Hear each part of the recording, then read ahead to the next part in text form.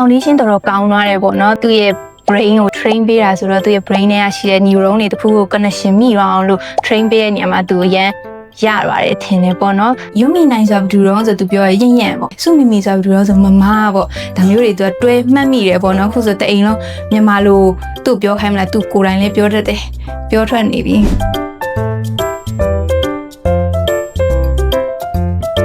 တခုဆိုလို့ရှိရင်သူရန်အာယုံဆိုင်နိုင်တယ်ဒီတခုပြောလိုက်မိရဆိုရင်အကုန်မှတ်ထားနိုင်တယ်အဲ့လိုပုံစံမျိုးလေးတွေတွေ့ရတယ်ဆက်စဖွင့်ချင်းမှာသူက8လပဲရှိသေးတယ်ပေါ့အစင်မပြေပါမလားဆိုတော့ဒီ right စဖွင့်တဲ့ချိန်ကျတော့သူ trial class လေးပေါ့နော်အဲ့ဒါလေးကိုအရင် join ကြည့်တယ် join ကြည့်တော့အဆင်ပြေတယ်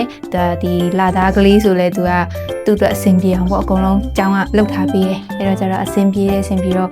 ဆက်ပြီးတော့ join ဖြစ်သွားတယ်ပေါ့နော်တဘောကြဆုံးချက်ဆိုလို့ရှိရင်take a right မှာကလေးရဲ့အသက်အရွယ်လိုက်ပေါ့နော်တင်ကြားတဲ့ method လေးတွေကအကုန်သူ့ရွယ်နဲ့သူကိုက်ညီမှုရှိတယ်ပေါ့နော်ကိုရီဆိုလို့ရှိရင်အခုမှကလေးကို color ပြောမယ်ဆိုလို့ရှိရင် blue ပေါ့ green ပေါ့ red ဒါတွေပြောနေချိန်take a right ကကြတော့သူ့ထက်တစ်ဆင့်ပိုတယ်color ပြထားတဲ့ထဲမှာပဲအယောင်လေးကမတူတာလဲဒါမျိုးတွေပေါ့နော်တခါလေကြလဲအယောင်ဖြော့တဲ့ဟာလေးတွေဒါမျိုးတွေရွေးခိုင်းနိုင်ဆိုတော့ကိုကတော့တလောက်ရွယ်လို့ပဲဒီလောက်ရပြီလို့ထင်တဲ့အချိန်မှာကလေးကအဲ့ထက်ပိုလောက်နိုင်တယ်အခုဆိုလို့ရှိရင်ပြောကြတယ်ပေါ့နော်တွေ့တဲ့လူတိုင်းသူအာညံကောင်းတယ်အကုန်ပြောတတ်တယ်ရောပေါ့နော်ပြောတဲ့ချိန်ကျတော့ကိုကတော့ပြောတာပေါ့နော်စဉ်းစားကြည့်တော့ကိုသူ့အရင်ဘာဖြစ်ရမယ်လို့တော့မမှန်းထားဘူးဒါပေမဲ့အခုလိုလေးဖြစ်နေတယ်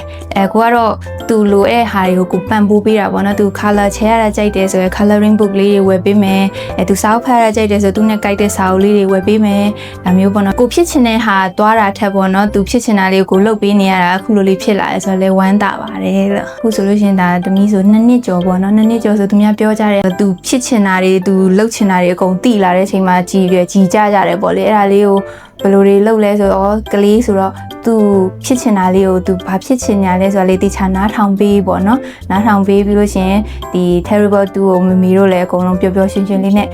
ဖြတ်တန်းနိုင်ပါစေလို့